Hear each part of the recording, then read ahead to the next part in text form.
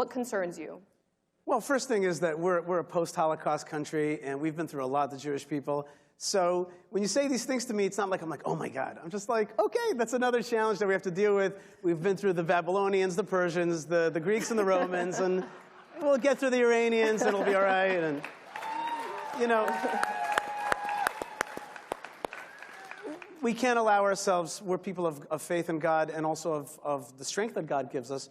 So we can't allow ourselves to get too nervous. At the same time, we're on guard. And I just went shooting the other day, practicing my own firearms training. And we have to do that. We got to be, every one of us has to be prepared in Israel. Every one of us is like a police officer in a sense, a defender, certainly a military person. You know, I want to talk about the Abraham Accords for just 1 second because it's related. The Abraham Accords is really the vision of peace in our region, which is a strong Jewish Israel surrounded by strong Arab countries, living together and working together in concert for a better Middle Eastern region. And it's happening. It's a much better idea than cutting up tiny Israel, giving it to the Palestinians who are jihadists and having raining rockets just like we have from Gaza. That's a bad idea. Anybody can see that.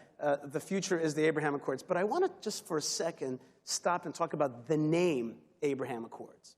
The name itself is a fight. The name itself is a fight. Because one of the fights that your children are facing on American campus is the language of occupation, colonialism. The idea that Israel is a white colonialist settler state taking over somebody else's land. A theft narrative. And that is one of the biggest lies out there, as though Jewish people are not from the land of Israel, we're not from Judea, as though there were some kind of like Germanic people taking over somebody else's land. That's one of the biggest lies out there. The Abraham Accords, the name, is an attack on that attack. It's a defense against that attack because it says, no, we're part of the Abrahamic region. We're Abrahamic peoples. We are related here. In fact, the first Abraham Accords happened in the city that I work in, which is Hebron, which is when Isaac and Ishmael came together to bury, it's the father of the Jews and the father of the Arabs, came together to bury their shared father, Abraham, in Hebron. So that's the first Abraham Accords. And I always tell my Arab interlocutors, let's come together to honor our joint father. Let's make peace in order to give our father some comfort. The Abraham Accords was not, it was the move was a fruit of people like David and David Friedman and other people, and of course President Trump. But the name came from a general who was a Puerto Rican two-star general, an American general, who ran into the room and said, you guys have a name? They're like, no. And he's like, how about the Abraham Accords? This is what David Friedman told me. Israel is the spiritual capital of the world. Jerusalem is the spiritual capital of the world. And it only makes sense that people of the Bible, people that want values, come to Jerusalem. They also came to the town that I work in, which is Hebron, which is the tomb of the patriarchs and matriarchs. I mean, if we want to talk about conservative values, shouldn't we start at the tomb of Abraham and Sarah, Isaac and Rebekah, Jacob and Leah? I mean, that's not just conservative values. That's actually the first family values, right? Here's the first family of Israel. So we went there as well, so that was very special. And I think that CPAC has what to learn from, and CPAC folks have what to connect to Israel, to learn from Israel.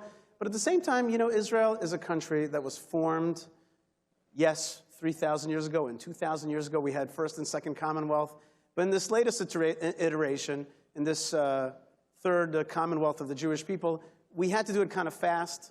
We put it together through the times of the Holocaust, and it was kind of born right after the Holocaust, and it was slapped together kind of quickly. And when you look at the United States and you think about how the forefathers of this country worked so hard to create a nation and a state that had these incredible values, the most central value of which is that the people have to love their country but distrust their government. Now that's a very special gift that the United States brought into the world, checks and balances. Israel was formed from a more communistic place. It came out of Russian Jews. And so when CPAC comes to Israel, and when Ben Shapiro talked about judicial reform, when he talked about getting rid of bureaucracy, I was like, good. CPAC has got something to teach Israelis as well. So it's a mutually beneficial relationship, and I'm really glad that you guys came. Thank you.